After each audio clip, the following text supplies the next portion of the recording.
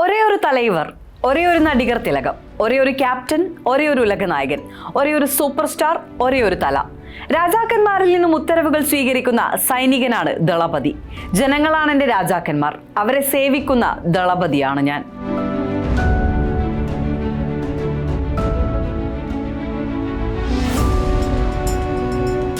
ദളപതി വിജയയുടെ രാഷ്ട്രീയ പ്രവേശനത്തിന് സമയമായോ?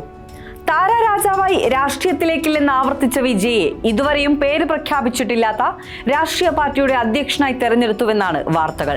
ഒരു മാസത്തിനകം രാഷ്ട്രീയ പാർട്ടി തെരഞ്ഞെടുപ്പ് കമ്മീഷനിൽ രജിസ്റ്റർ ചെയ്യുമെന്നതുൾപ്പെടെ ആരാധക കൂട്ടായ്മ യോഗത്തിൽ നിർണായക ചർച്ചകൾ നടന്നുവെന്നും സൂചനയുണ്ട്. 2024 കപ്പ് മുഖ്യം ബിഗിലെ എന്നായിരുന്നു വിജയ് ലിയോ സിനിമയുടെ വിജയാഘോഷത്തിനിടെ പറഞ്ഞത്. അന്ന് തമിഴക രാഷ്ട്രീയത്തെ ചൂടുപിടിപ്പിച്ച വിജയുടെ രാഷ്ട്രീയ പ്രവേശന ചർച്ച വീണ്ടും തലപൊക്കിയിരിക്കുന്നു. ഇത്തവണ അഭ്യൂഹം മാത്രമല്ല, കാര്യങ്ങളിൽ കുറച്ചുകൂടി വ്യക്തതയുണ്ട്. മുമ്പിൽ ലോക്സഭാ തെരഞ്ഞെടുപ്പാണെങ്കിലും 2026 നിയമസഭാ തെരഞ്ഞെടുപ്പിൽ മത്സരിച്ചാൽ മതിയെന്നാണ് വിജയുടെ തീരുമാനമെന്നും അറിയുന്നു. തമിഴ്നാട്ടിലെ സ്ഥാപിത രാഷ്ട്രീയ പാർട്ടികളുടെ ജനപ്രിയ പാരമ്പര്യത്തിനൊപ്പം പാർട്ടിയുടെ പേരിൽ കഴകം എന്ന വാക്ക് ഉൾപ്പെടുത്തുമെന്നും സൂചനയുണ്ട്. താരത്തിന്റെ ആരാധക സംഘടനയായ വിജയ് മക്കളിയക്കം സാമൂഹിക സേവനങ്ങളിൽ ഇതിനകം സജീവമാണ്. 234 നിയമസഭാ മണ്ഡലങ്ങളിലും വായനശാലകൾ തുടങ്ങാൻ തീരുമാനിച്ചിരുന്നു. സൗജന്യ ട്യൂഷൻ സെന്ററുകളും ക്ലിനിക്കുകളും നിയമസഹായ കേന്ദ്രങ്ങളുമെല്ലാം സംഘടന ഇതിനകം ആരംഭിച്ചിട്ടുണ്ട്. ഈ മണ്ഡലങ്ങളിലെല്ലാം ബൂത്ത് കമ്മിറ്റികൾ രൂപീകരിക്കാനും മക്കളിയക്കത്തെ ചുമതലപ്പെടുത്തിയതായി റിപ്പോർട്ടുകളുണ്ട്.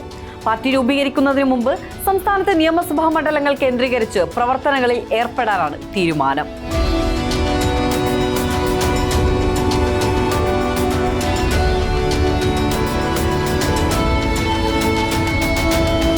വിജയ് വളരെ നിശബ്ദമായി രാഷ്ട്രീയത്തിലേക്ക് നടത്തിയ മാസ് എൻട്രി നേരത്തെ ചർച്ചയായിരുന്നു.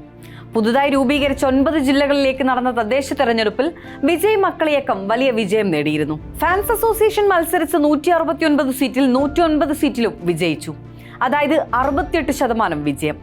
വലിയ ലക്ഷ്യത്തിലേക്കുള്ള ചെറിയ വിജയമായിരുന്നു അതെന്നാണ് മനസ്സിലാക്കേണ്ടത്. തമിഴ്നാട്ടിൽ വലിയ രാഷ്ട്രീയ മുന്നേറ്റം ഉണ്ടാക്കുമെന്ന് പ്രഖ്യാപിച്ചെത്തിയ കമൽഹാസനും രജനിയും പരാജയപ്പെട്ടെടുത്താണ് തദ്ദേശ സ്ഥാപനങ്ങളിലൂടെയുള്ള വിജയുടെ തുടക്കം. AIADMK ആ തെരഞ്ഞെടുപ്പിൽ പൂർണ്ണമായും തകർന്നടിഞ്ഞു.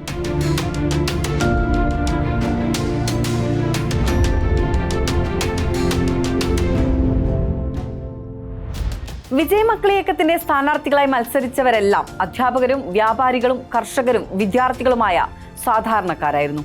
വടക്കൻ ജില്ലകളായ കാഞ്ചീപുരം, ചെങ്കൽപ്പേട്ട്, മധ്യ ജില്ലകളായ വില്ലുപുരം, റാണിപ്പേട്ട്, തിരുപ്പത്തൂർ, തെക്കൻ ജില്ലയായ തെങ്കാശി എന്നിവിടങ്ങളിലെല്ലാമായിരുന്നു സംഘടന മുന്നേറ്റമുണ്ടാക്കിയത്. അന്ന് വിജയുടെ രാഷ്ട്രീയ പ്രവേശന പ്രഖ്യാപനം ഇല്ലാതെയാണ് ഈ വിജയം നേടിയതെങ്കിൽ ഇന്ന് വിജയുടെ രാഷ്ട്രീയ പ്രവേശനം പ്രഖ്യാപിക്കുന്നതിന്റെ സൂചനകളുണ്ട്. അതൊരു ഇടിമുഴക്കമാണ്. ലോക്സഭാ തെരഞ്ഞെടുപ്പിൽ മത്സരിക്കുന്നതിനുള്ള സാധ്യത കുറവാണെങ്കിലും ഏതെങ്കിലും ഒരു സഖ്യത്തിന് പിന്തുണ നൽകുന്നതിനെ കുറിച്ചാണ് ആലോചനയെന്നാണ് മനസ്സിലാക്കുന്നത്. സിനിമകളിലെല്ലാം കേന്ദ്ര സർക്കാരിനെ വിമർശിക്കുന്ന, അതിന്റെ പേരിൽ പ്രതിഷേധം നേരിടുന്ന വിജയ് BJP അനുകൂല നിലപാടെടുക്കാനുള്ള സാധ്യത വളരെ വിരളമാണ്. ഈ സാഹചര്യത്തിൽ കൃത്യമായ രാഷ്ട്രീയം പറയുന്ന സ്റ്റാലിനൊപ്പം കൈകോർക്കാനാണ് സാധ്യത. എങ്കിൽ തമിഴ് രാഷ്ട്രീയത്തിൽ അതൊരു പുതുയുഗത്തിന്റെ പിറവിയായിരിക്കുമെന്നതിൽ സംശയമില്ല.